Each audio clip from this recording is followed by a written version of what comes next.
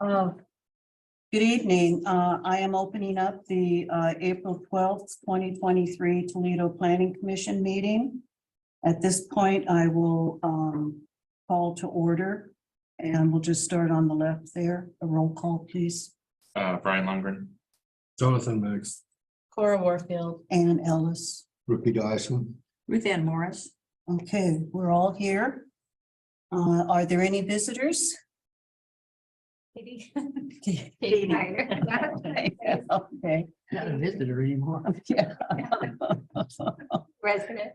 Okay, and now we'll take an approval of the March 8th, 23 minutes. For those, I'll move approval. okay, I'll second that. okay, they stand moved and approved. So at this point, we will go on, oh, I guess we don't need a vote. You're approved, right? You're approved. You want to do it? I do want to vote, yeah. Okay, so all those in favor say aye. Aye. Okay, it stands approved unanimously. So we are going on to a public hearing. And this is for a conditional use in a commercial zone. And the property is located at 340 Northeast Highway 20, Toledo. The application is CU-1-23. The applicant is Roman Sorokin, and the owner of the property is David Neal. And I think that's all I need to say, and I'll hand it over to staff. Well, so that opened the meeting, but we still do have to read all. All right. Thank you. I was trying to get right. away from reading as little as possible. Okay, at this point, I'm calling for a declaration of conflict of interest, ex parte contact, or bias by commissioners for any of tonight's agenda items. So, okay, and I'm familiar with the site. I think maybe everyone is familiar with the site. Okay, all testimony or evidence presented towards the request being heard must be directed toward the relevant criteria contained in the Toledo Municipal Codes, to other cities, plans, or policies, and to other criteria which a person believes pertains to the request. All persons shall raise issues with sufficient clarity as to allow the Planning Commission or others an adequate opportunity to respond to or resolve the issue. Failure to address a criterion before the close of the hearing record precludes an appeal to the Land Use Board of Appeals based on that criterion.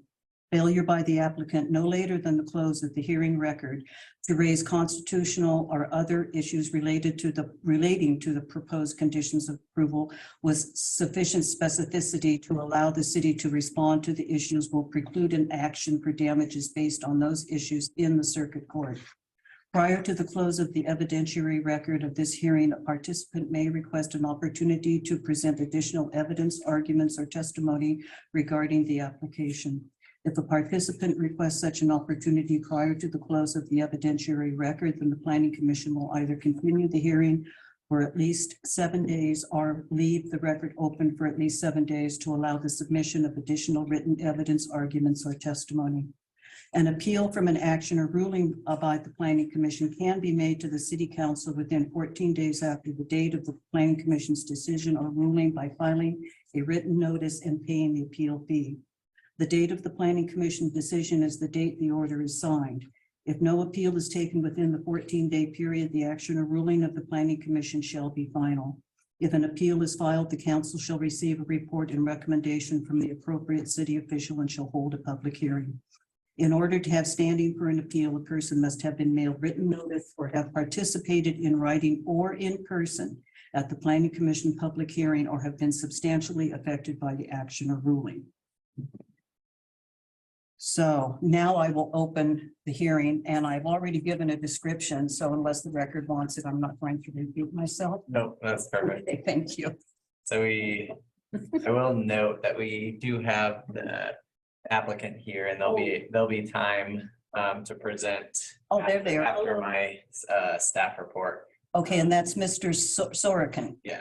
Okay. So we'll open it up to the applicant after I finish my staff report here, and I'll try to just highlight the main points of the staff report. So as mentioned, this is at 340 Northeast Highway 20. are commonly known as, it's the commercial unit that's just on the north side of the Thriftway. So there's that commercial unit that's had historically it has had a laundromat and most recently had a tattoo shop briefly, but now is currently at the moment vacant. So this is for a microgreens vegetable nursery for the distribution to local businesses. And then this had to be evaluated as a conditional use permit just based on our current commercial code lists food production. And then it says food production and or beverage production where the majority of floor space be devoted to providing personal services and goods to the public. So this is primarily not, it's mostly the microgreens business, but not the public floor space, but we are able to evaluate it under uses which are similar to those permitted outright and conditionally, and conform to the purpose of the zone. And so it is a commercial use. Won't kind of go through, most of you are familiar with the site. So both units there are connected to city water and sewer already, since it's an existing building there. And I will have a couple other notes from Public Works later that I'll note on the water side. So I won't read through now. On page 2, it talks about the applicable criteria. So we listed out the commercial zone, all the permitted uses in the commercial zone, and then those conditional uses, which I mentioned. And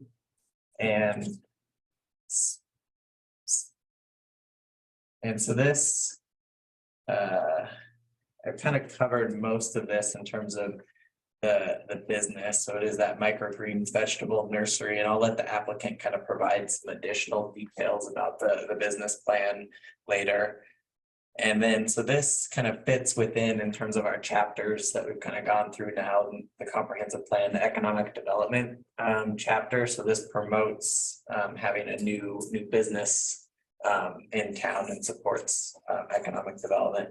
There is a note here that the applicant also provided in their testimony that this is for vegetable greens, not for marijuana products. So it's being evaluated as a microgreen vegetable nursery, and there's a condition of approval that kind of notes that clearly. And then kind of page 5 just talks about the kind of evaluation criteria for conditional use permits. And then on page 6 is kind of where I want to focus. So we have to evaluate the conditional use based on the criteria in the code. So under 1764-50, there's the standards for conditional uses. And this is kind of where we evaluate all conditional uses. So the site under consideration is suitable for the proposed use, considering the size, design, operating characteristics, the adequacy of transportation, natural and physical features of the site, such as general topography, natural hazards, natural resource values, and other features. So that's what we evaluate, and then that it's compatible with existing uses. So that's what the criteria in the code, and that's what the decision has to be made on. So the applicant did provide some information about the business, and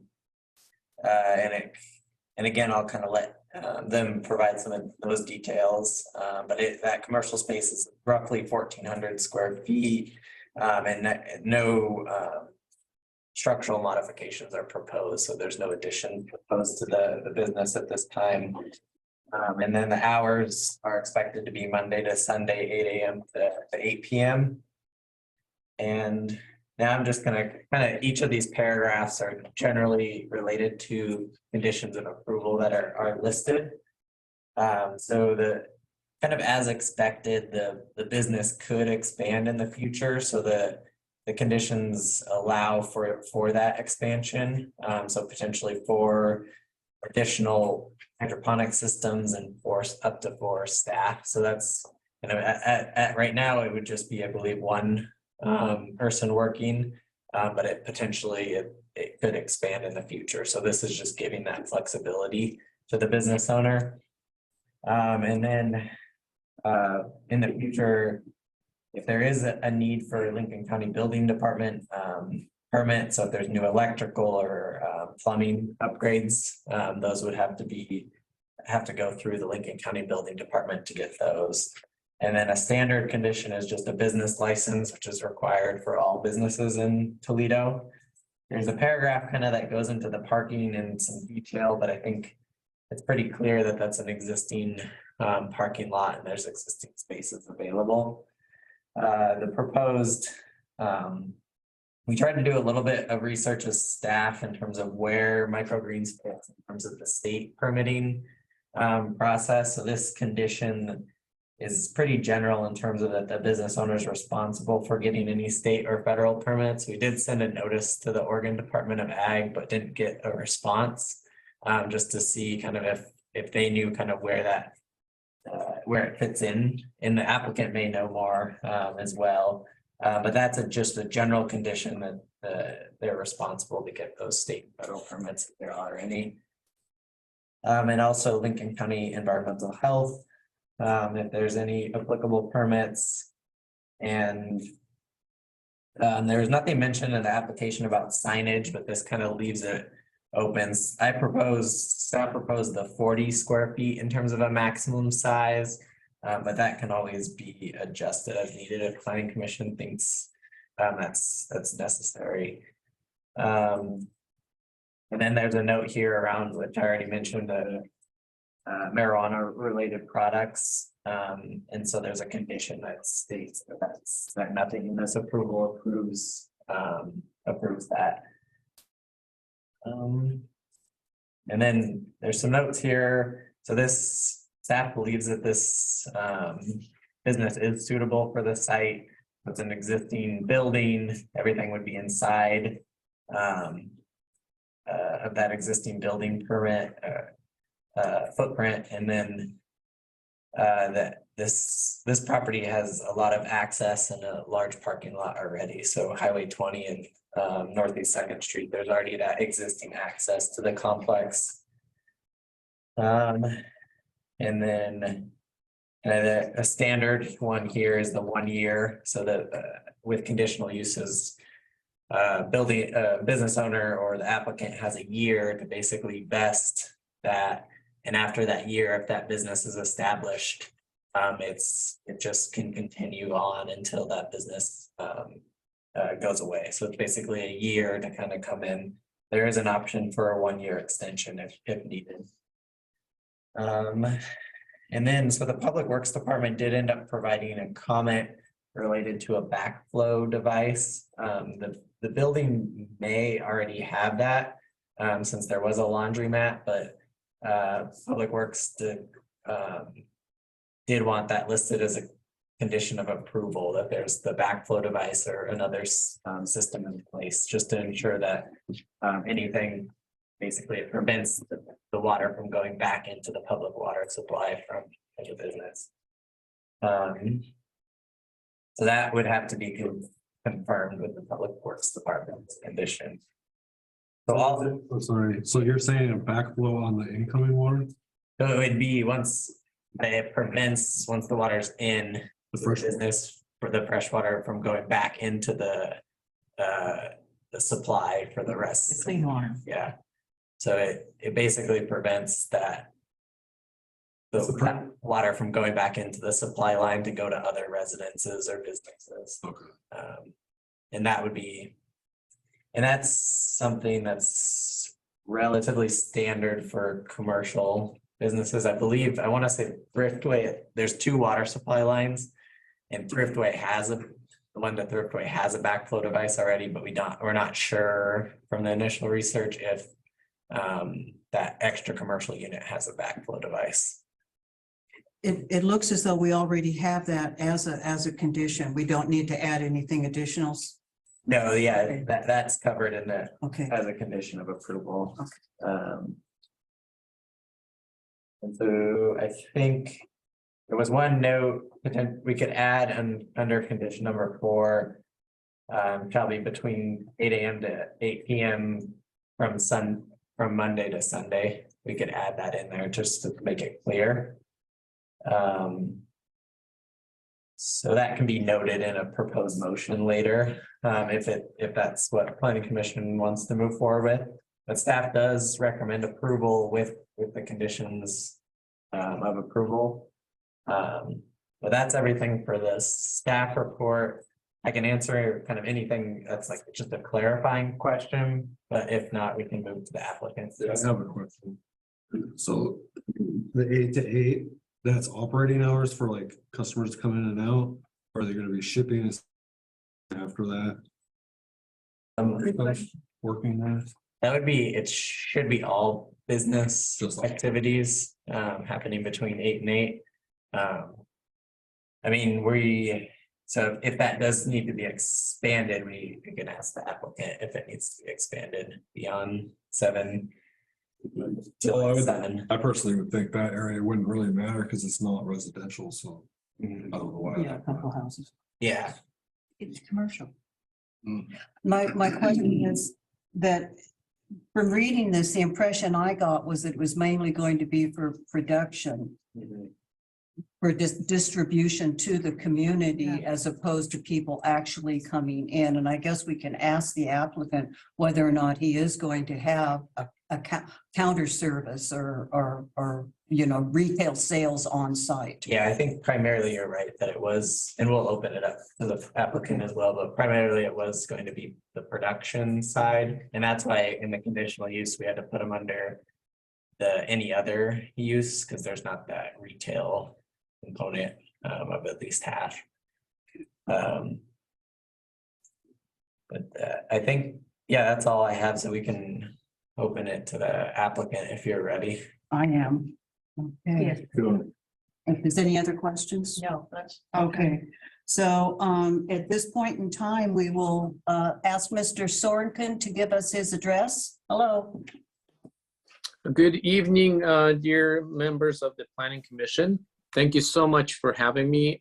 It's a pleasure to meet you all, at least via Zoom, and introduce myself. My name is Roman Sorokin, and I currently am located in the quite chilly Sitka, Alaska, I'll be honest. Let's see, my intention is to open a business, which will be a sole proprietor business, by starting a microgreens nursery / farm, as I believe that was Justin that was presenting. Is that right? Yes. Thank you. Yeah, it's just going to be myself. Let's see. I come from a various background. Used to be a fisherman here in Sitka. Then I became a nurse, was doing EMT work. And as of recent, I decided to try myself out as an entrepreneur. And microgreens sort of field work found me, not the other way around. If I may, I'd like to present some small array of visual aids just to kind of let the members get an idea of what this business is going to be all about and maybe how it's going to be arranged, just to give everyone a better understanding of the impact that it may or may not have on the facility that I'm considering using as my home base for the business. So I guess right here I have a couple of Ziploc bags with the seeds. So these are essentially my I don't know, the seeds that will I'll grow the micro greens from, and these will be planted in a 10 by 20 plastic trays. So these will be filled with soil, and then the seeds will be sprinkled all over the soil and packed tightly. And then later for the germination phase, this tray will be covered up with another tray on top so that the seeds may germinate in the dark. And that will allow the seeds to sort of sprout a little bit. And then that process takes about 3 to 4 days, followed by a growth process, which is done by moving the tray now uncovered with seeds sprouting under a shelf such as this one right here, which has LED lamps installed on their underside. So quite literally, I'm going to have a stack of these shelves, so like a Costco rack of these shelves, housing the several of these green trays underneath the LED lights, allowing for another 5 to 6 days, maybe 7 at the most, for the what are then sprouts to grow to about 4 to 6 inch tall plant. At which point those plants are considered to be a viable product, ready for harvest, and collected by not other than myself, and packaged in the facility into little clamshell containers or plastic bags. And my goal is to have very little to no impact on the environment, as in I don't want to add any more plastics to the landfills and whatnot. So I'll be using products that are recyclable and or compostable to the best of my ability and my knowledge. The business hours were set, just to kind of address that right away while it's still fresh on my mind, for such times to remove any and all concern from the local citizens of Toledo, because this is a sort of like a 24/7 sort of business where I have to show up at a certain hour to do my chores in the morning, and then again in the evening. So I just didn't want to raise any concern if the lights were on for anyone to wonder if anybody's just kind of meandering about in the building at my business. I just wanted to give myself sort of like a large window Monday through Sunday to be there and work uninterruptedly throughout the day. As far as the storefront, I used to live in Newport, so there are several people whom I'm acquainted with and would love for them to come out and check the place out and or purchase the product that I'll distribute in the aforementioned clamshells and or baggies. And also I would look to establish a good connection with the local citizens of Toledo. I'm a people person, so I wouldn't mind if people decided to come into this building and to check out the operation and or purchase some of the products that they may share with friends and or family, and perhaps just get some samples just to try out and hopefully purchase in the future. My primary market targets are local restaurants, perhaps Cobblestone Pizza, I think could use some microgreens on their pizzas. Restaurants in Newport, JC Market. I'm hoping to break into the market at the hospital, because being a former nurse and working at Samaritan Health, I realized the value of having a good, healthy, and nutrient-dense microgreen available. Because we keep our nurses healthy, they keep our patients healthy. Let's see. Does anybody have any questions so far? It'll give me a little break to get a little sip here. My question was regarding if you expand, you were talking about the fact that you would have a maximum, I think, of 2 oscillating fans, or was it 4? I don't have it in front of me. If you expand your production, will you need to have more fans? Since some, I don't think it's a problem personally, but somebody might. That's a question I have. Oh, okay. Yes, the expansion, since it's just going to be myself at the moment, this is a labor-intensive sort of endeavor. So an expansion will be slow and steady. If I expand, I plan on doing so by including hydroponic systems, vertical hydroponic systems, which will allow for growth of leafy greens and or strawberries, which could be done year-round. So in that case, I may end up getting more fans, but it all depends on the levels of humidity and or relative temperature in the building. In order to maintain that, I have to, install appropriate equipment. But I don't want to outgrow the place or make it too noisy, because I myself am not a big fan of the noise. So I'll keep it to a minimum, to the best that I can. And as far as the fans, should the need arise, I'll get the quietest one available out there, I guess, is the best that I can come up with for an answer. Does that answer your question? Yeah, I was just curious because it was the only question I had that was kind of, it said like there would be a maximum. And I thought, well, if you expand, Mhm. then you might want more. So not understanding the system.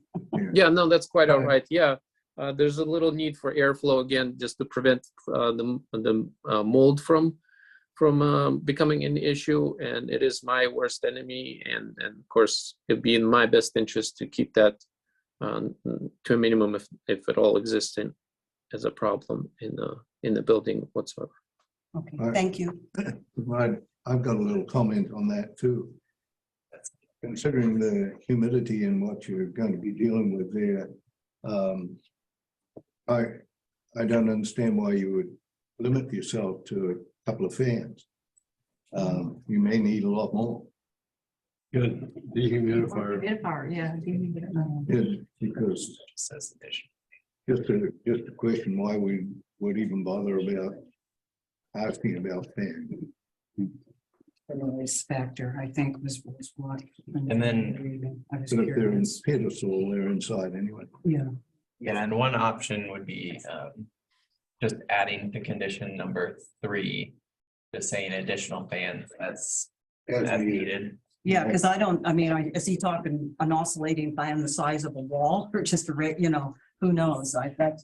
Yeah. So it just seemed Yeah, odd that As needed. as needed, yeah, to limit yourself if you needed more.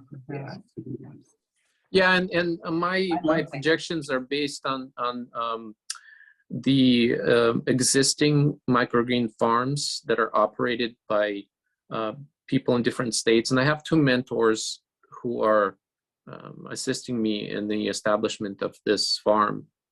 I have a gentleman who is located in New York State who's helping me out, and I also have a gentleman in Portland, Oregon, who's also been of great assistance. And it's just simply based on their current setup that I made that estimate. So thank you so much for clarifying. And Yeah, it's just, it says a correct. maximum, will be used, so I thought, well, maybe more or less. Thank you. I appreciate that. Thank you. Somebody asked a question. No, he was checking. Is there any other, does anybody else have Yeah. anything? Can I ask a question about sewerage or wastewater? I presume if you go to hydroponics, you're going to have a bigger volume of wastewater with hydroponics, right? Yes, that is correct. And of course, that depends on the amount of vertical systems, which I'll be honest, I'm not very familiar with those. So it'll be a new sort of like the expansion would include a proper education on my part and consideration of such things as waste byproducts. I know in some cases, you might want to think about having a tank or something before the wastewater goes into the sewerage. Just a thought there, because it can get pretty nasty with that stuff. I appreciate that.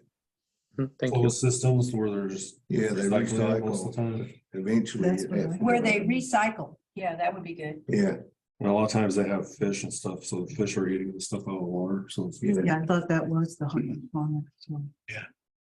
Thank you. My impression was that he was going to start out hydroponics, so it's nice to get it clarified, yeah. Yeah, the storage room in the back, if you were to look at the building plan that I drew up, or the floor plan, I intend to use as storage for soil and seed. And by golly, if you folks know of anybody with chickens, I would love to donate some of the byproduct, the little mats of soil with the root system on them to those to the owners of the chickens and or rabbits or goats, because it'd be excellent feed or an adjunct to an existing feed. Ducks. Yeah, Not done. I know somebody that has some animals. Yeah. Yeah. With the geese from down on the. But and Oh, you And- can have my duck yard. there'll be additional time for questions too, so we can, I don't think there's going to be any. Rebuttal. Opponent, but I want to read, not into the full record, but note the comments that we did receive. Okay, please do so. So if there's any other questions from the commission, then additional comments that we've received will be added. Yeah, I think. Okay. And I don't see anyone here, but so we'll just do this as so we did receive comments. That I won't read the entire thing here, but they were related to water quality. right, So those are the one, okay, Yeah, Those are in the record from Cynthia George, and we did provide into the record just the most recent 2022 water quality report, so staff added that, that just goes through the report that the Public Works Department has to submit the DEQ every year, and the monitoring process that they go through.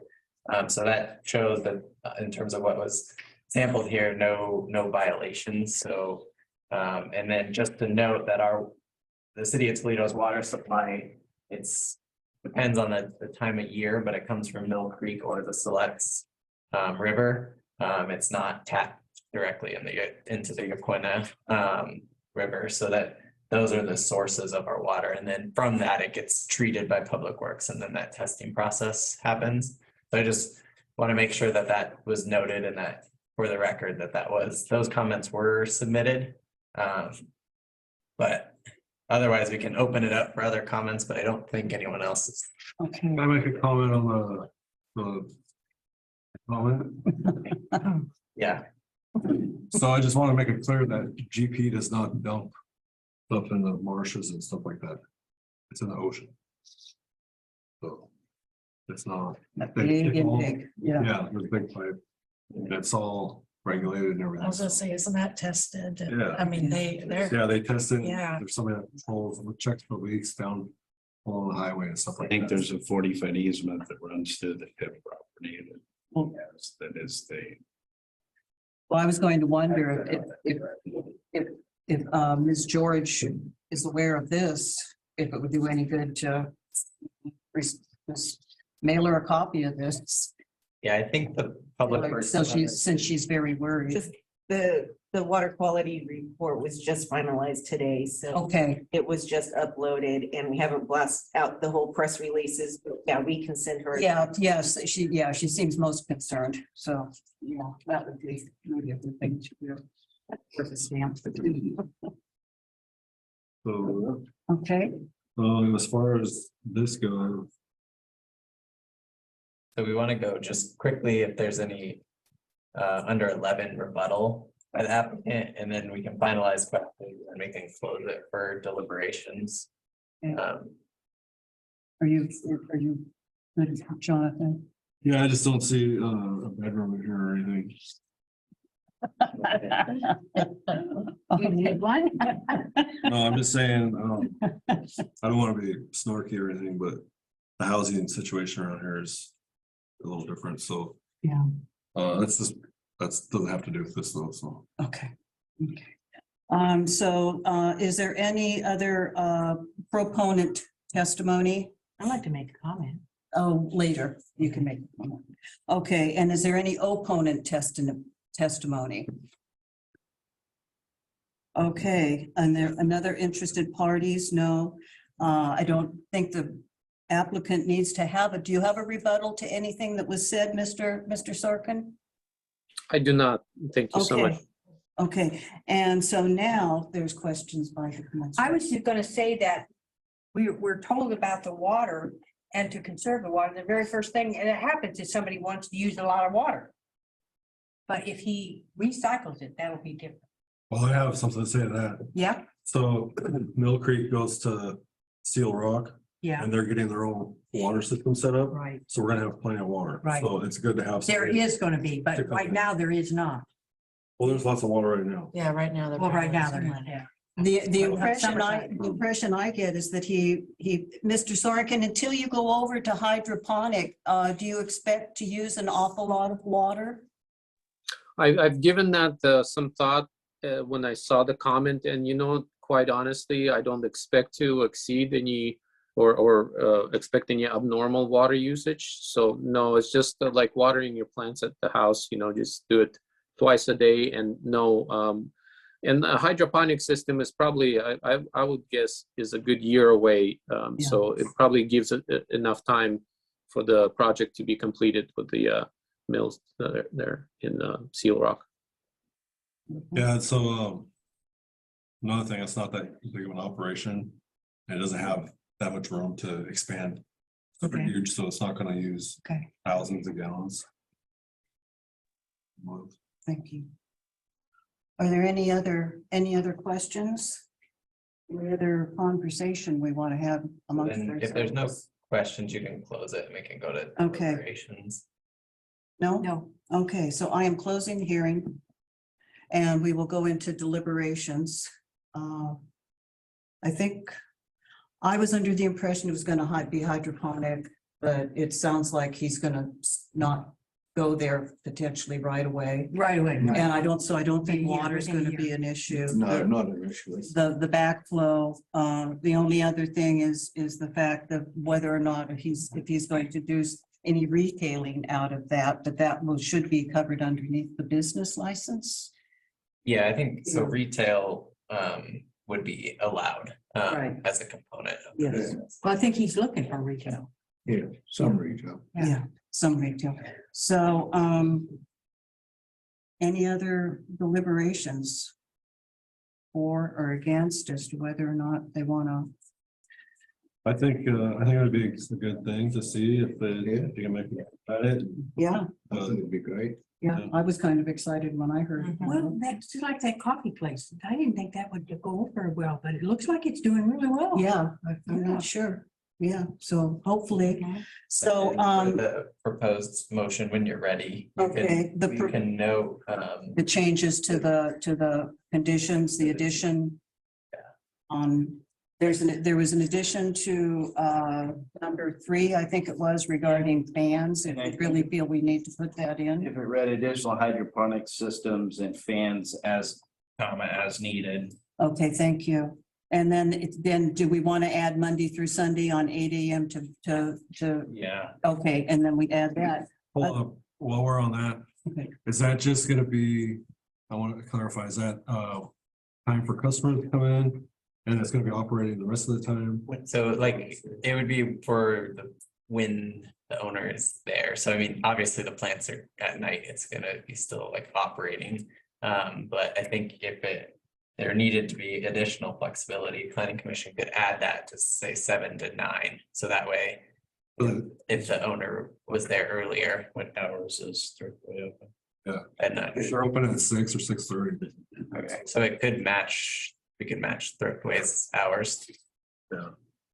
Okay, so leave it as it is for now, Well, it could change to 6 to 9, 6 to 9. if that's. Oh, he's happy with it. Yeah, I don't have any objections. Like I said, I just don't want to disturb anybody or cause any undue take up the police force's time, you know what I mean? Just to go in and check to see if the business is safe is all. Yeah, personally, I'd rather get there at 6, so 6 to 9 sounds good. Does that sound good to everybody? Yeah. Well, Okay, I'm having run a business myself. I imagine that's got to be flexible. You get there early. yeah, You You get there do. a lot You do. earlier Yeah, and you do. you stay a lot later than you ever think. yep. So. Thank you so much. Yeah, I second that because being a fisherman and all, waking up at 4:30 in the morning and working late, yeah, it's part of the deal here. So I appreciate the adjustment in the hours. Thank you. Yeah. 5. Yeah. I mean, I'm just saying that Yeah, we need to give this guy plenty of flexibility. Yeah. Because he's starting something new it always is a lot more than you think. Well, it it's is. his will be. business, so if he needs to go in at 1 o'clock in the morning, right, to check on something, he's allowed to do so. Yeah, and I will say if there's, I mean, in terms of how conditional uses are operated, we have these conditions and then this is where staff can check back in. But I mean, if there's an emergency situation where the owner needs to be there before these hours, I mean, we're not gonna be No. monitoring it 24/7 that someone came in there at 5 instead of 6. But I do think that providing that additional flexibility is better at this point. So like we could go 6 to 10 or 11. And then those hours are really pretty close to what Thriftway already is operating, so it wouldn't really, for where that business is located, not really see any change in the traffic that's already going to Thriftway. So we could go 6 to 11, even if, or 6 to 10, whatever you're comfortable with as planning commission. I would just give it as much room as possible, but like I said, they're not like the cops are. Well, especially in the summertime when it stays, and it's light, almost to 9:30, 10 Yeah, o'clock too, right. so. You want, well, should we go all the way? Go all the way from 6 to 10 o'clock at night, 11. 11? Live the high life? At his discretion. Yeah. At his Yeah, discretion. it's different. Well, I think we need to put something in here because it has, or just. Yeah, but 5 in the morning to 11 at night. 5 to 11? Yeah. Sounds good. Up to them, Okay, you know, Fisherman, so yeah, at his discretion. yeah, yeah, I mean, Yeah, you say that. the nurse, so. because Okay, so now it's 5 to 11. He That's can, he right. can do his farming as, when he wants to. Okay, so that is that. I am now closing. Those were deliberations, if I remember correctly. That's where we're at right now. Yeah, so now it would be, So now we can make a decision based on the findings of fact, which have been, I think, set now as far as what the business hours are going to be. So we can entertain a motion, and the motion has been written out nicely for us. yeah, just in the motion, you'll still want to just note. Note, and you shall note the changes. Yeah. Which is down here or something.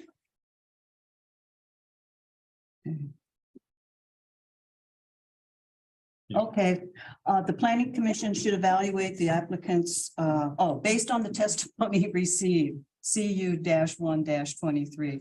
Based on the testimony received, the staff report and the evidence and arguments before the planning commission at the public hearing on April 12th, 2023.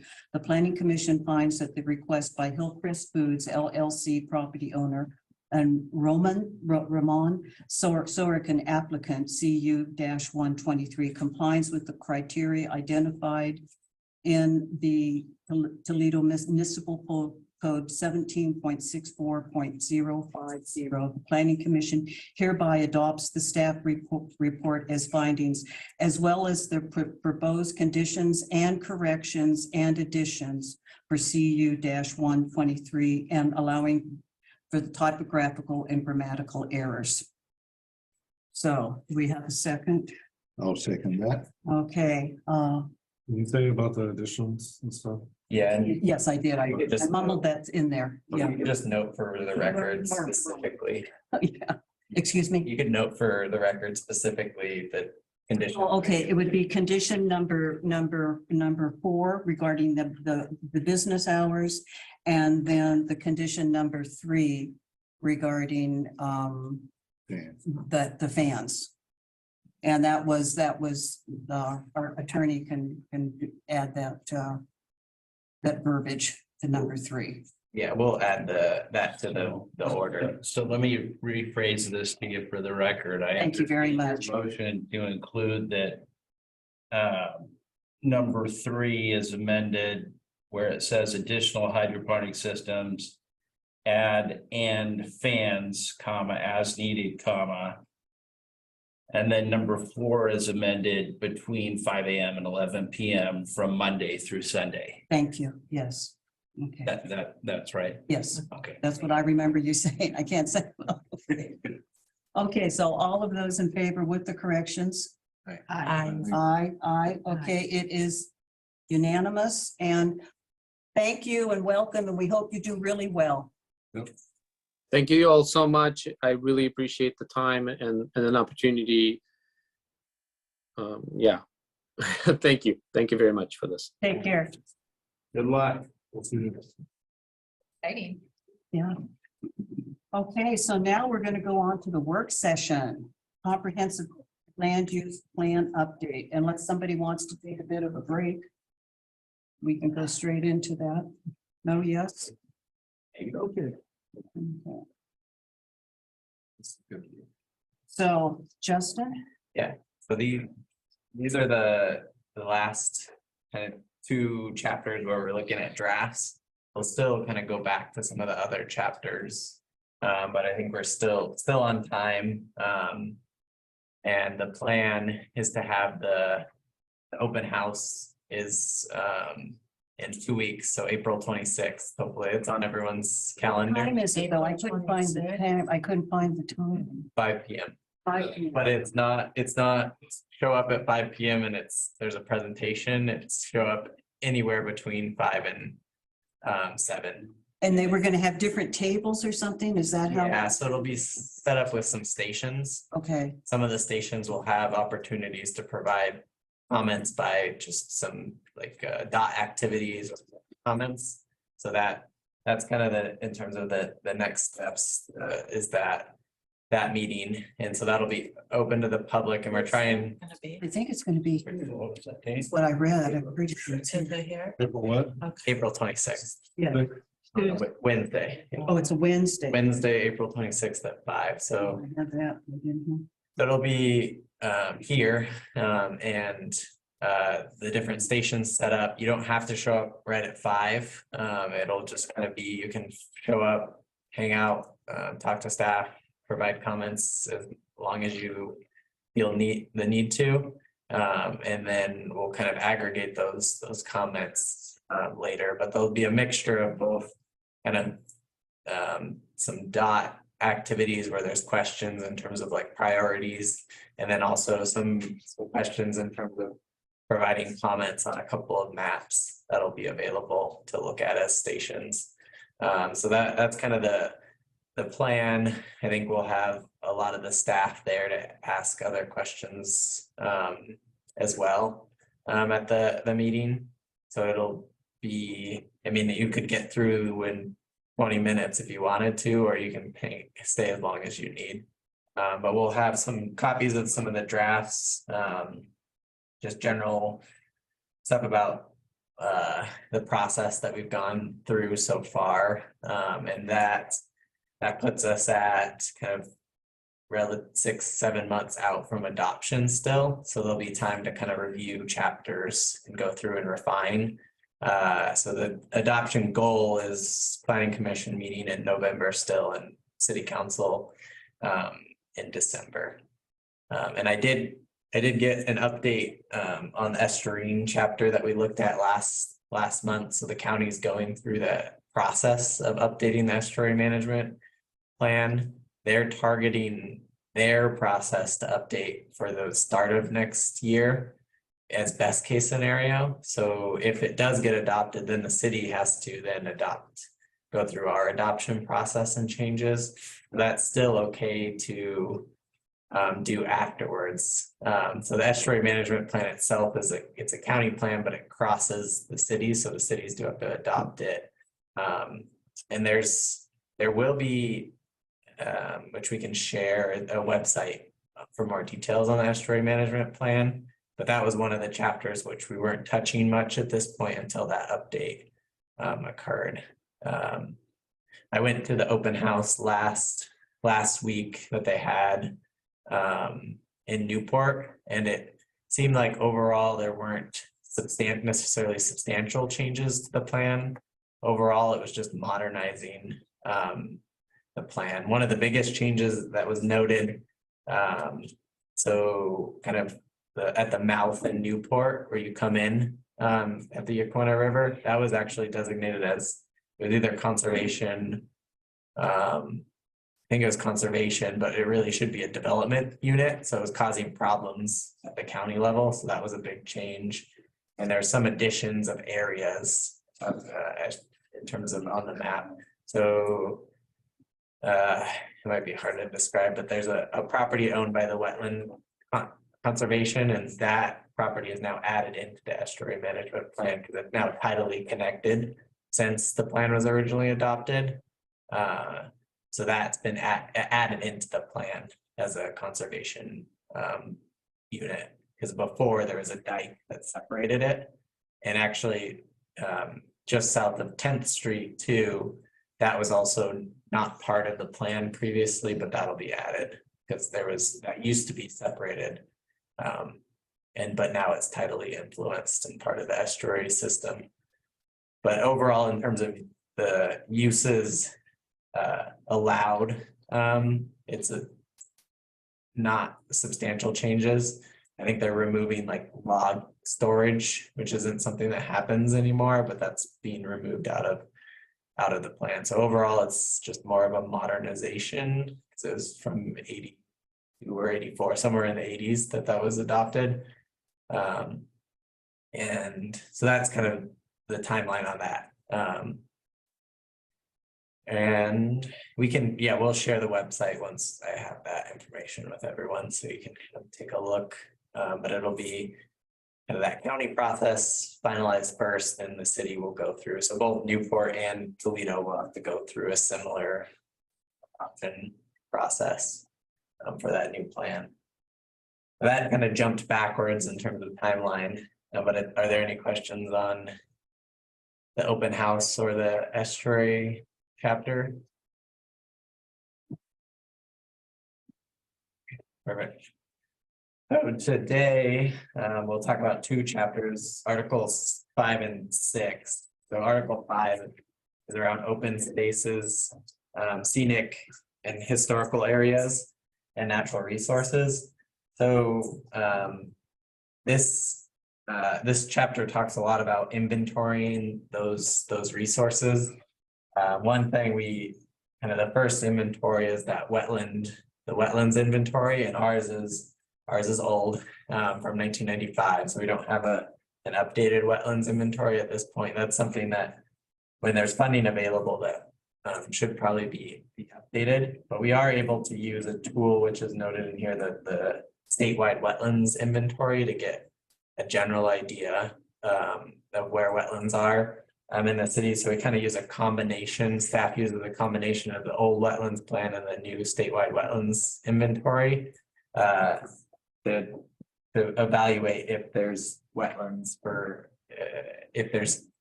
adjacent to a potential development, because it's more regulated by the state and federal side. So we have to provide notice to the staff, to the Department of State Lands and Army Corps if there's potential impacts. But we have the safe harbor, what they're called, in terms of setbacks. So there's certain setbacks from the different rivers and sloughs. So Yaquina River is 75 feet is the setback, and then Olalla and Depot Slough are 50 feet. So those setbacks are part of kind of the protection of the wetland areas. Could I ask a question? Yeah. Just a specific piece of land. I'm thinking of that land, which is alongside the railroad line, behind the two coffee shops down here on the flat. There's quite a big area in there that's full of frogs, frog heaven down there in the spring. More every year.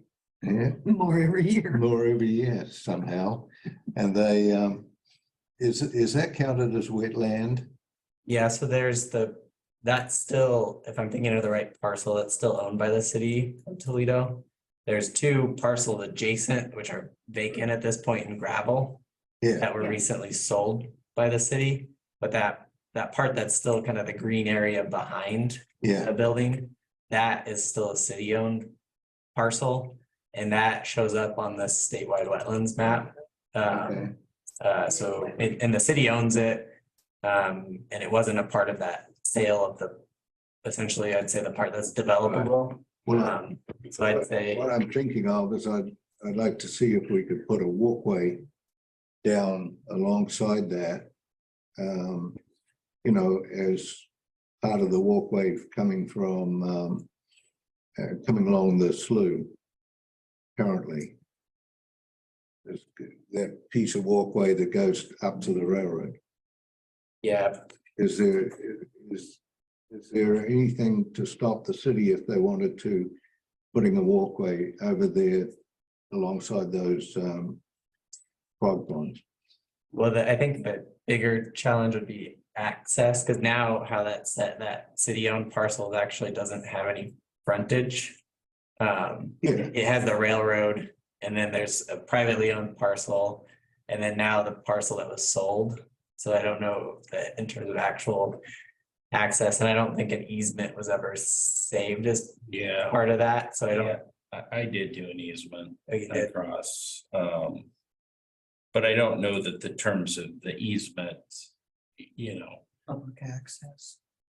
I don't know that we want to open that up to everybody in the public. I like I mean, there frog would legs. be one way in and one way out. Yeah. I like frog legs. I don't know if they're the right kind of frogs. They're well. Maybe they're unidentified frogs. There's an easement in and easement out, and you'd be landlocked, so it doesn't. I don't know Doesn't make where sense. you would end the path. Do a loop.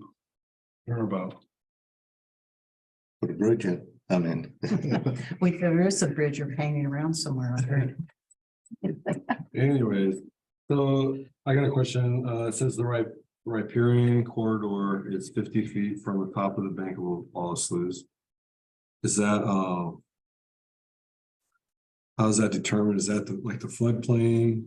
We usually will use the median high water line. Yeah. Oftentimes we'll ask that if we do have to look at that setback, the applicant provides that information in their proposal, but that's kind of what we try to use is that water line. Did we clarify that in here? Because it just says the top of the bank. It's kind of like, you know, sometimes. It That's does pretty big, change, yeah. yeah. Yeah, I'll look at I'll look at the definition. We don't necessarily, we try to get less specific in the comp plan and more specific in the code. I think the code has that specific top of bank definition. Okay. So later, if it did change, we don't want to necessarily open up the comp plan for that change, but open up just the zoning code. But I can double check that we have the top of bank Yeah, defined. because if you look when the tide's in, the slough further up towards Highway 20. When the tide's in, there's hardly any dry land there at all. And those setbacks are generally set by the state. We went the safe harbor is kind of based on the flow in those bodies of water. And that's what we selected. You can go a more extensive route when you do your local wetlands inventory and then provide more localized information to create your own setbacks. But we went with, when we had that plan, we had the safe harbor, which is kind of, these are the setbacks that you should have for different stream or river flows. Yeah, I'm just wondering how you calculate where that starts from. I mean, when the tide's in. Yeah, I think it is, there's a about clear, 10 feet of land. there's a clear definition in the code. I just can't cite it off the top of my head. I'm just wondering, at the end of this, it says, as is measured from the upland edge of the wetland. And could you put in reference, Toledo municipal code for specific details? Could you put that in there without making this too much lengthy? I don't know Necessary. Chair, I would say I don't know that it's necessary because you're going to do that in the code anyway. I mean, and most of the county codes, city codes do, that's where you're going to find the detail and like it's, a 50-foot setback from the high water mark of the fish bearing stream that I live on. You know, for somebody to build. Can see so- for the fine print. and it's just kind of the legislature goes through and says, you know, the South San Am, the North, whatever, you know, and specifies. And I think it has to do, I think it has to do with ODF&W and NIPS and, So a while back, we had I don't remember what it was, but we had a hearing about a piece of property and there was road and then there was a creek down the bottom that came out over by the Lawless Slough River. And so for instance, for that one, that stream doesn't probably change that much, probably drops down in the summertime more than anything. And then we were measuring, we did look at that, but it's not close just because we have the Lawless Slough, actual like where the water flows, and then you have the adjacent wetland area. But the development itself wasn't close to the actual slough portion. I would say it was close, and we provided notice to the Department of State Land for that, close to the wetland area that's associated. But I think it was well beyond that set 50-foot setback. Yeah, I'm not talking about the big apartment building, I was talking about another one, but, so this is just the, like the bay and the estuary of the bay, it doesn't include creeks and stuff, so like through the road, you have, the dike there. And that's a wetland up through there, right? Yeah, it includes the listed, so it does include a few creeks there as well. Yeah, I think it's, so that's a lot. yeah. Along Sturtevant between, on 10th Street, that's where you're talking, right? Yeah, Yeah. Yeah, where the schools are, that Like, yeah, that little section between East Slope and Sturtevant and 10th Street, Yeah, that's all wetland, right? yeah, Always. well, yeah, that all the way up to Highway 20. I think so, yeah, it grades up, yeah. Yeah, That's it's, a Wall Creek. and that's wetlands, and it's also our natural resource zone up through there. So really, there's not going to be development in there. I mean, there's talk about, there's been talk about a trail across that or something, but not like any sort of buildings or anything along those lines. Nothing in there that can't be flooded. Yeah. Well, I was just, yeah, I'm just kind of like talking. It's- Yeah, Well, that's a good point. Well, like, for instance, if they did a trail, like a nature trail through there, or what if they put like a gazebo or something like that small of a structure probably wouldn't be that big of a concern. Put it up on the boardwalk or something. Yeah, so they'd have to be 50 feet Mhm. from the top of the bank back before they had the, so yeah, you can't have the structure right there on the water edge. Feed the ducks and stuff. Yeah, I think if it was more like a walkway, just like a wood walkway yeah, that was elevated up, I think likely there might be able to get closer. I'd have to look at, I haven't had that question come up. Well, I know, I was just- I think the closest thing to like that was when they were talking about maybe being able to put ball fields or something down in there, but that's what I remember, just raised nature walkways. Kind of like Big Creek down there. Yeah. Yeah, it's a good idea to have some kind of viewing platform or something like that. Yeah. Kind of Kayak, Wildlife and that. Yeah, Kayak, that's a Couple good idea. simple benches to sit on, yeah. Yeah. So I can see like a gazebo, if you like to throw bread out to the ducks or whatever. Yeah, that's a nice idea. I don't know if that would Yeah, have a conflict, like if somebody decided to do something like that, with that small of a structure. It's just like a little house. I'll have to look, because there might be some exceptions in there in terms of how they define development. I think definitely in terms of walkway. And then like you have the in platform, I don't know, in terms of gazebo, kind of where that draws the line of what has to be set back 50 feet. So that's definitely something that I can look into, and those are kind of the details that end up coming out more in the zoning code. We don't have to look at that section too often in terms of development, because a lot of the time we're not anywhere close, but it's definitely something I can look into.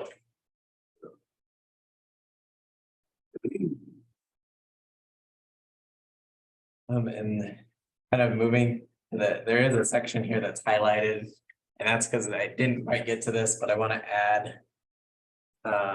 So there is kind of an ODFW tool, Oregon Department of Fish and Wildlife tool, where you can kind of look at different wildlife in different regions. So I want to add some data into the code from there. I didn't quite get a chance to sort through that yet, but that'll be something that'll be added.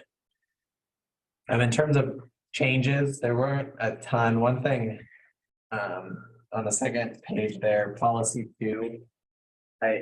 You'll kind of see this later as well, but there's a couple places where I crossed out as required by state and federal law. And that's so you still have protect wetland and riparian areas, and you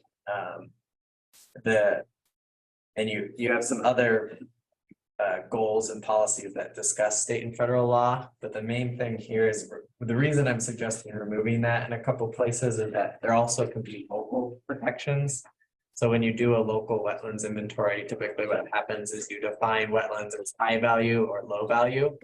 And the high value ones are ones that are they have more environmental benefits than the lower value ones. So typically you're going to have more protections locally on those high value ones versus the low value. So that's why I'm suggesting kind of removing as required by state and federal law, because there can be local protections as well. So it's not saying we're not going to follow state and federal law, but that's listed earlier in the first goal as well. So it's not saying, yeah, we're ignoring state and federal law now, but it's just kind of talking about how there can be local protections as well.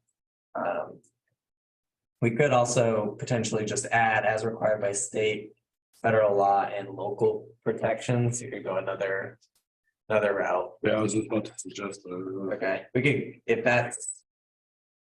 we could add and local. Or you just say as required by local, state and federal law. Yeah, that's good. Yeah, I like that.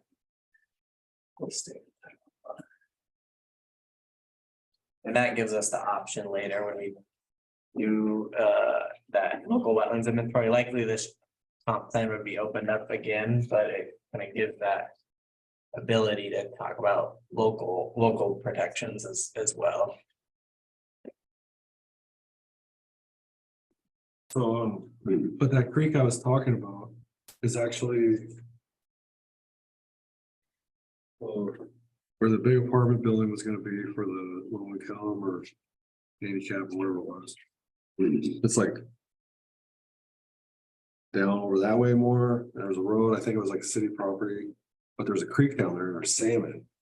And they're spawning in there. So how would that be protected? Would that be like protected, considered in here? Yeah, it Like just south of the apartment building that was proposed. Yeah. Yeah, that's called, it's a park. It's actually listed as something, right, Arlene? East Slope Park? It is, yeah. Yeah. I don't- Helen Park. And that area is zoned, so it's zoned natural resources and it's shown as a wetland, so there are those protections. So it does have protections, even if it wasn't captured in the riparian corridor, but that area on our zoning, actually it might be there. But that area on the zoning map is protected. That area right here. What you're kind of thinking, just Well, I think it's on the, because this is the apartment, that's the apartment building, and just south of it is this like whole. well, I think it was on the other side of the. On the other Is it the Glen That Lyons? little tiny thing. Glen Lyons Park is that natural area. Yeah. Towards River Road. Get that. And we can look at the map later. Yeah, I'm just saying for instance, like, there's fish in it, obviously they're spawning. Yeah, and I think if there's fish spawning, we have the wetland protections, and then also once fish come into play in terms of spawning, you have Oregon Department of Fish and Wildlife as well. So I think it would be captured in there as well. State law. Local law. We're all doomed. And there are a couple additions under the open space, scenic and natural resources. This is just kind of capturing some things that I don't think were captured in the old code, adding a policy around biodiversity. Maintain self-sustaining populations of native species, including native plants and trees, native resident and migratory fish and wildlife species, indicator species and at-risk species. And then also there's a note here on a policy around natural resource inventory. We don't really have anything that's up to date, but trying to maintain an up-to-date inventory on the location of natural resources.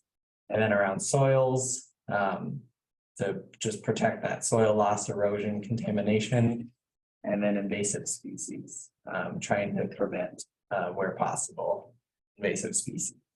Those are all proposed additions.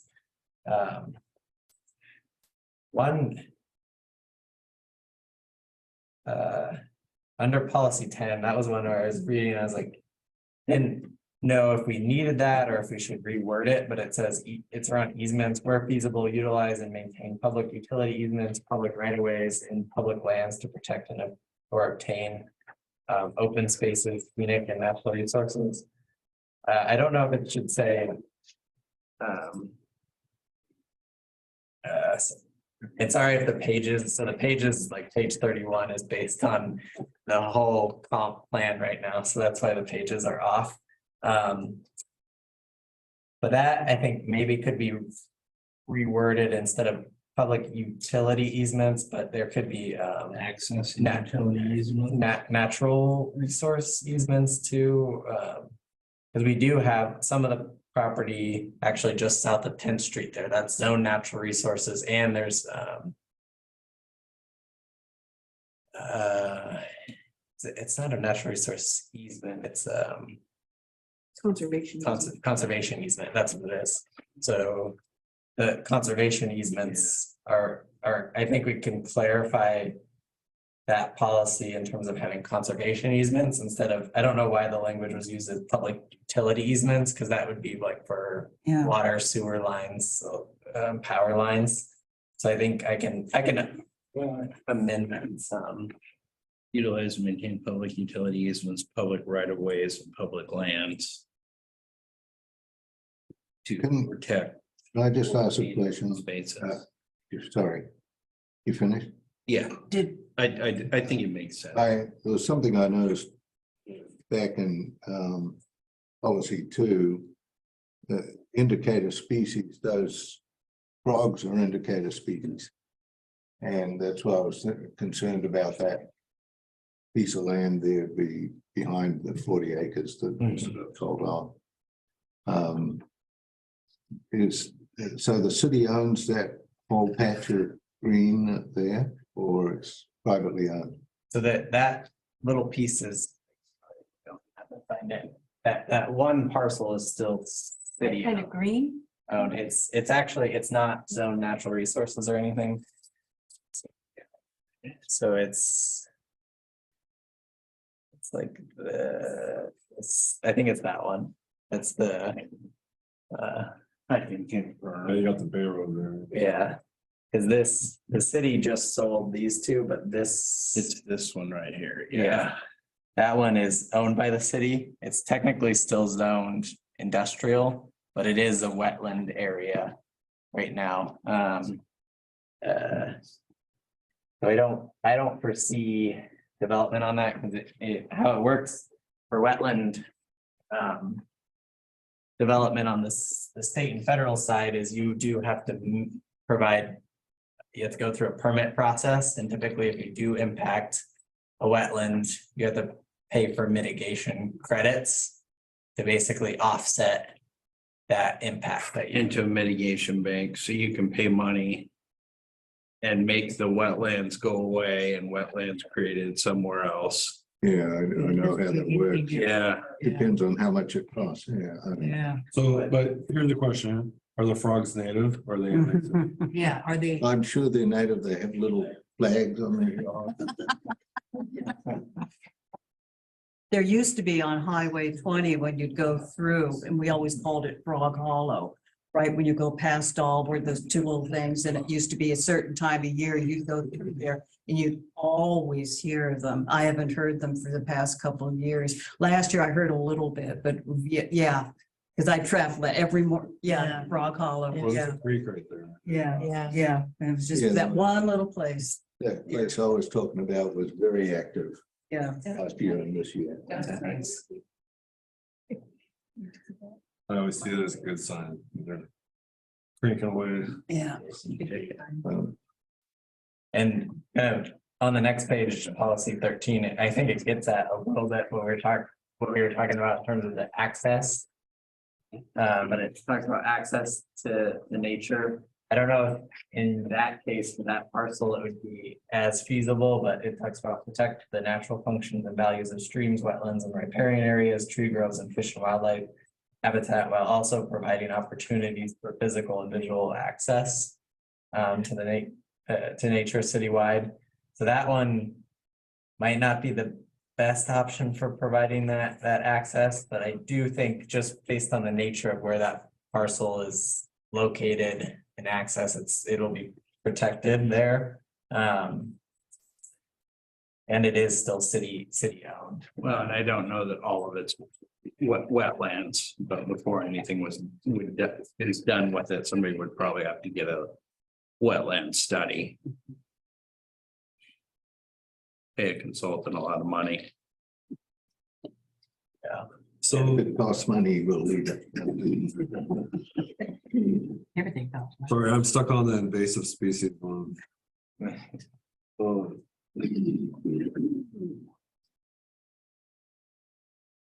They're like, okay, so this goes back to the inventory.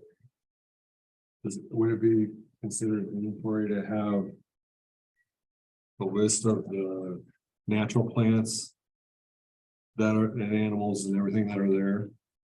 So that we know what's supposed to be there and what's not supposed to be there, and like how to remedy, like how do we get that in there? Like how do we remedy, Yeah. say like, you know, blackberries and scotch broom and. Maybe in that wildlife habitat and inventory, we could.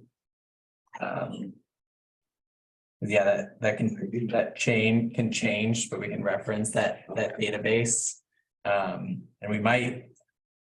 Here potentially in there, we can also list some of the common current invasive species. And. Because that could be because I wasn't thinking about having that as part of the habitat inventory, but we could also add some common invasive species that are known to the area. Aren't the invasive species brought in by boats? Different type of. Depends on how they get here, Yeah. yeah. I mean, they're like, one is, I know, like a big problem in like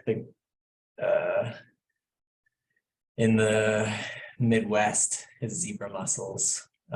So I think if you bring a boat over, you have to get inspected to make sure that you're not bringing those zebra mussels over to other bodies of water.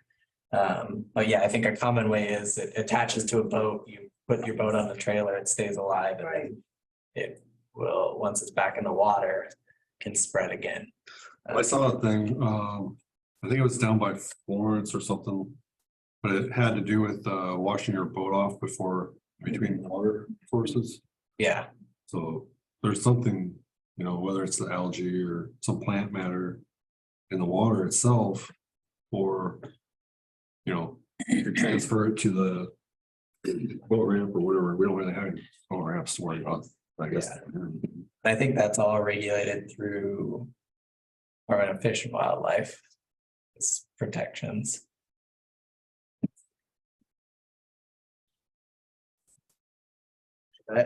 That's the main edits for Article 5. There's a little piece in terms of under goal 3, historic resources, just its awareness and appreciation of Toledo's historic and cultural resources and heritage.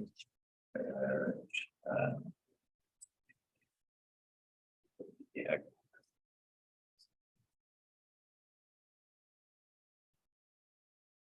There could be one less and there, but I'll fix that. The minor text edit. One less, it says and then and again, and Toledo's historic cultural resources and heritage, so. We're gonna make that change, and What change was that? There's two ands. taking out an and. That's all I had for Article 5. But the plan is to, add that wildlife inventory to that section.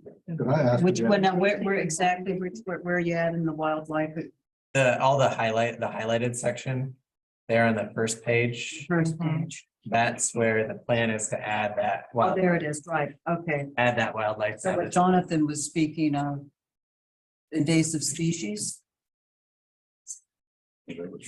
that was, yeah, because I was thinking plants or animals. so. was talking up here. Okay, so we're leaving it as it and, is for now. Okay. The The biodiversity. native species. Okay, thank you. Native. Okay.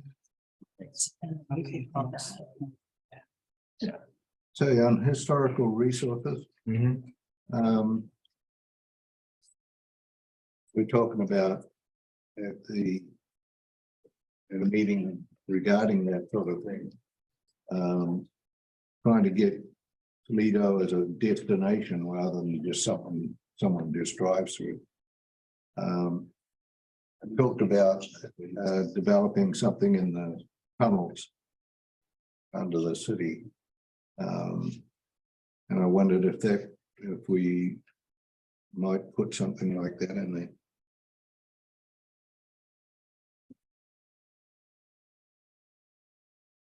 Is I that know, a- just Like a tour in the tunnels, is that what you're thinking, or What's that? like a tour? in Like the- a tour, you know. Where's the tunnels? I want to go. Well, I know, I was just saying, where's the tunnels? What tunnels? I don't know What anything about tunnels? the tunnels. You don't know Tunnels.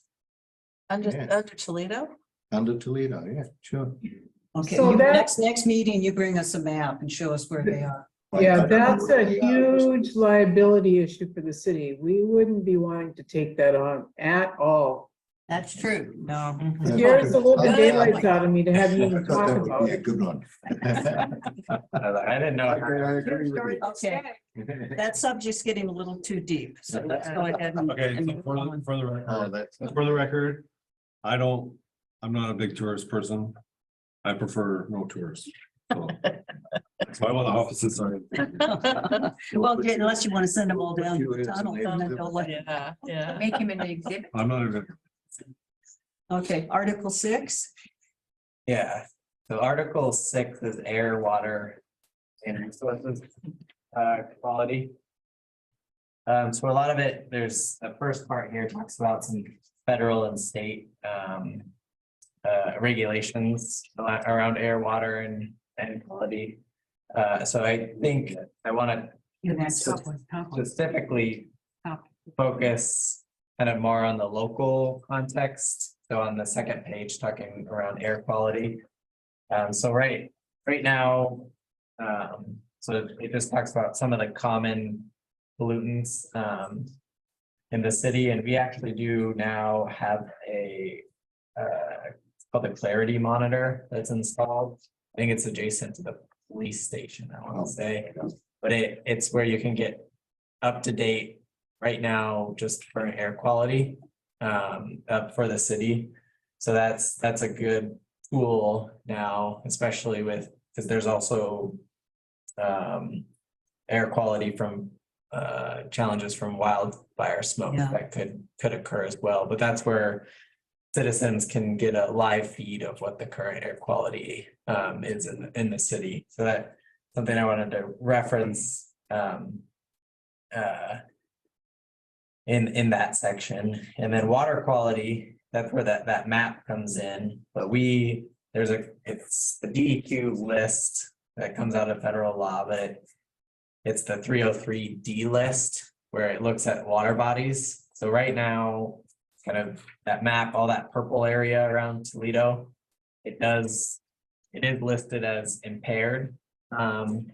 In terms of the report, and it kind of goes through which parameters are impaired and which are attaining. So this is directly from that report.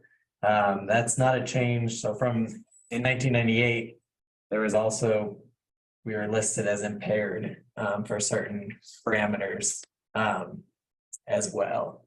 So that's just something where we can continue to improve. I think some of that is it's not necessarily just the city limits of Toledo, but you have kind of the surrounding area as well. So that's, and internally in terms of the city, the city has put a lot of work as the wastewater facilities plan. So it's been putting a lot of work into upgrades there to kind of contribute to the water getting to the point where it's attaining. But there's other potential, and it's been since 98 that it's been on that list as well. And this is a report that's updated. I think every 2 years they put out this report, but I think it's important to have in the comp plan this map for reference. Now, do they know why it's impaired? So there's different reasons for each of the parameters. Off the top of my head, I mean, it just almost looks like all of Toledo. yeah, it's all of the surrounding All of, water body. Yeah. It's all, it's a unit together in terms of the impaired or attaining, but you can see that the impaired parameters. In the actual report, I think it goes into a little more detail in terms of why. This is where I'm not a scientist, so I'd have to look back at that report in terms of like why impaired, in terms of where that sedimentation maybe is coming from and why that's listed as impaired. It would be interesting to know out in the county and along the people that are not on city sewer, how often the septic tanks are actually inspected. That's a good point, because that is one of the. I think it's, I feel it might be a big contributing factor. You know, Many, Also could be expensive to have it pumped too. well, I know, but I'm saying if we're wondering where it's coming from and who monitored it, can it be monitored? And well, yeah. but would a lot of this have septic tanks? I I'm- mean, isn't a lot of this just city of Toledo and it would have the city sewer? yeah, the city, anything within the city limits should be on sewer. But anything outside, and if you continue upriver, would be where the septic systems, if there's failing. Well, Like, Yeah, that's just kind of. But we know there's a lot of inflow into the sewer system itself, and because in the winter, Because of the rain. because of the rain, you get so much more sewer water, wastewater going into the system than it is in the summer. yeah, So it's got to be coming from somewhere. yeah, and that's where I think Bill in Public Works has been working hard on to reduce that inflow and infiltration into the sewer system. In terms of like liners and different projects to try and reduce that. There's I think it just takes time to catch up on that. Well, when you look at what the impaired parameters are for that, it almost makes you wonder if there's even any fish in the water there. I mean, you've got dissolved oxygen, and then your temperature must not be an ideal temperature to I mean, it seems like maybe a bigger problem, which makes you wonder why there's a problem there with that. Well. Yeah, I'm not a scientist or anything, but I spent time down along there and it smells like pretty coal farm. So I think that could be just from my theory is that it's probably from the plant matter and stuff. Decomposing and there's clams and stuff in there, so it's just mud, smelling mud. Is there any livestock out that way? I don't know. If that would be- Well, yeah, there's livestock, but Yeah. that wouldn't have anything to do. Because Uh, it's the- But highway, just the way that it's highway 20. You get that there's an orange that they spray over the vegetation up river too. did Come back, It comes Yeah. back in the. comes back in the water. back in the day when they did it, like Back in the When- day, they yeah, do it when- today. they do it today still. Less. You ask somebody in the Save Our Selects, they'll tell you all about. Well, none of the biosolids are put here, are they? From the From sewer. the city? No, that's waste, yeah. No, that doesn't, that gets properly done.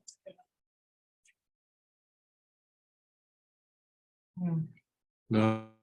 If they looked at a lot of other coastal rivers, they'd find the exact same.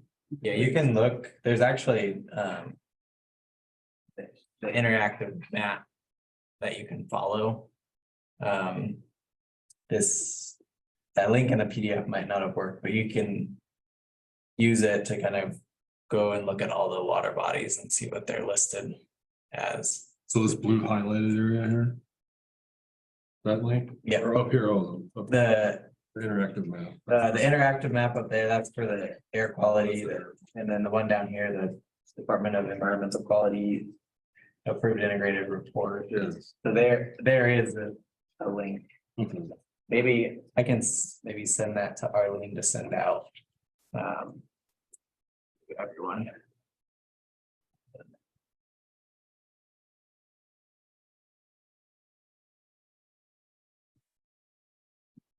But for the sake of time, I'll move to kind of the policies.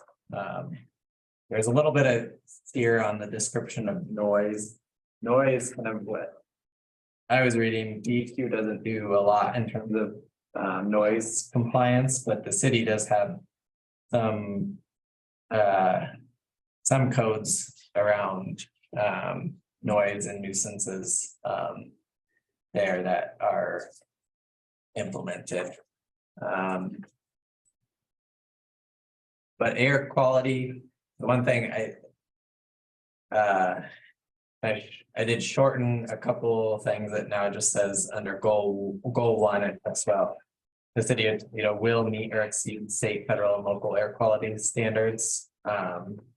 Instead of ensure that existing future land use, but it's more than just land use. There's just in general to meet those air quality standards.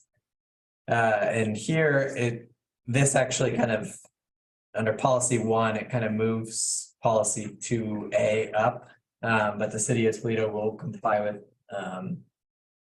EPA air quality maintenance plans, so it kind of moves that up.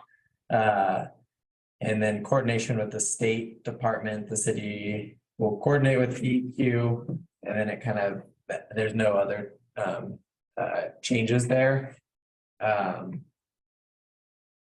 And then I did have one maybe addition that we'd want to consider. I think anywhere where it says in accordance with state and federal law, we can consider adding that with local, state, and federal. So under policy 4, it just says measures to reduce air pollution in accordance with state and federal law, but there might be some local provisions too that are in place to. So I would suggest under policy 4, adding local in front of state and federal.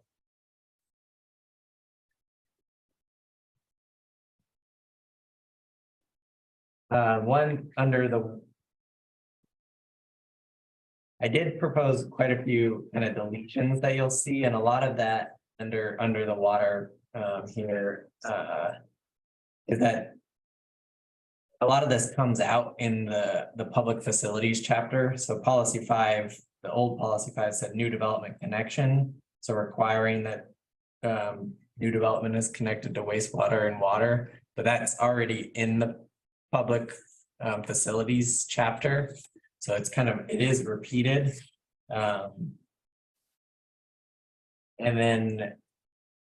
that's why kind of you'll see the other items that are deleted in terms of the water conservation, safe and efficient transportation, and inflow and infiltration. So those do come out they're not completely being removed from the comp plan, but they're coming out in the public facilities chapter, which I think is a more appropriate place for some of those policies. I mean, now that we did talk about the inflow and infiltration, we might want to keep that kind of in both if we wanted to, just because that I mean, it is related to the water quality as well. So that one maybe we can keep it. That was And it's short too. yeah. So I could edit that to say Okay, so we're going to retain that. keep the inflow and infiltration policy 7. And then here we added some around, so we didn't have much around noise control.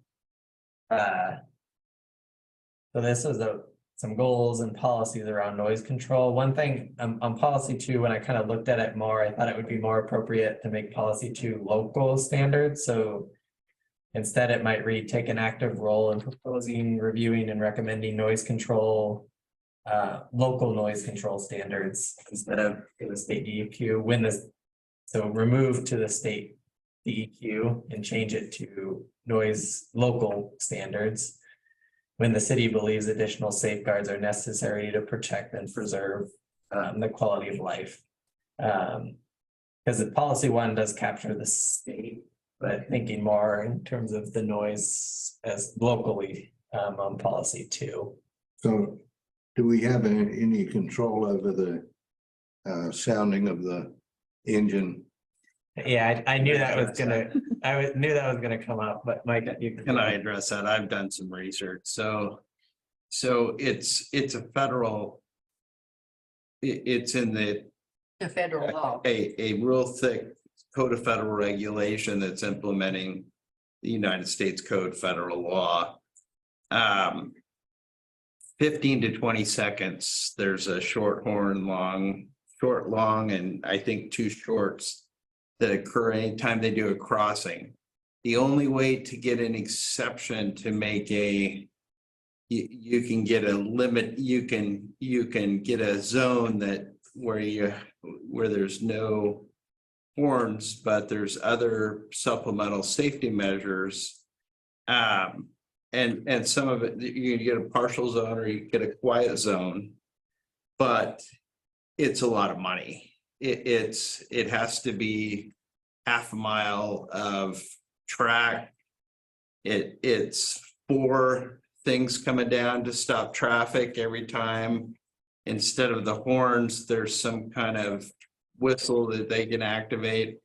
It requires an application to the Federal Railroad Administration, I'm sinking under the table. the state railroad, the private owner and the city getting together. One of those 4 things is estimated to cost $250,000. So it's a really complicated process to get an exception from that. And absent that, you're kind of stuck with it.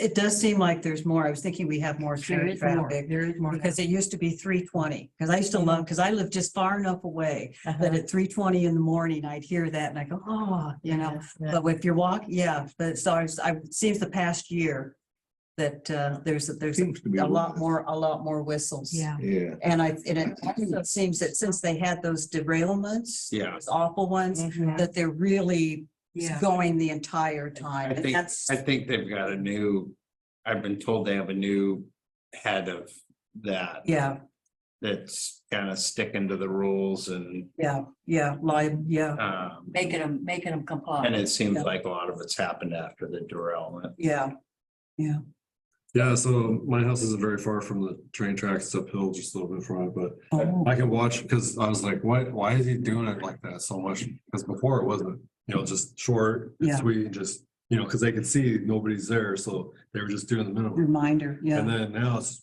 It's the full. and it's at 3 in the morning right by my house. Oh, yeah. And so I'm, out there watching them, and it is a short one, and then a little bit longer, and then he hits where the crossing is, he's going, with the horn on as he's going through the crossing, and then he stops at the other side, the one by my house. Yeah, So. Yeah, no, I they're in looked, compliance with that, but I looked yeah, at it for the mayor and the city manager, the council, and it's just a it is. very expensive It's a mess. process. There's 16 jurisdictions that have a quiet zone or partial quiet zone in the state. And it's Okay, engineering, And the whole- engineering firms that design these supplemental safety measures that everybody has to approve to get the exception, the quiet zone. So happened. and we're kind of in a valley, so it's gonna echo. Yeah. So doesn't matter.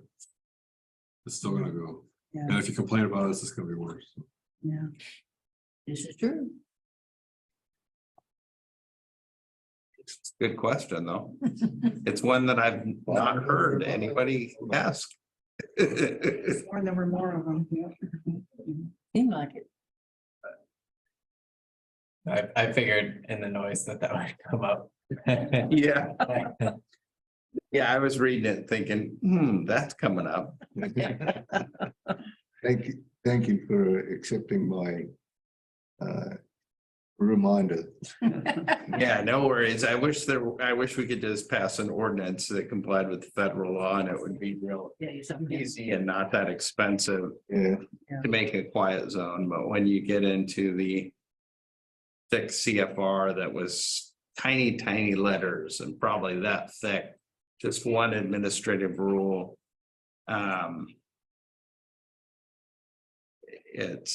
It's a lot of, it's very expensive. it's the old definition of cabbages.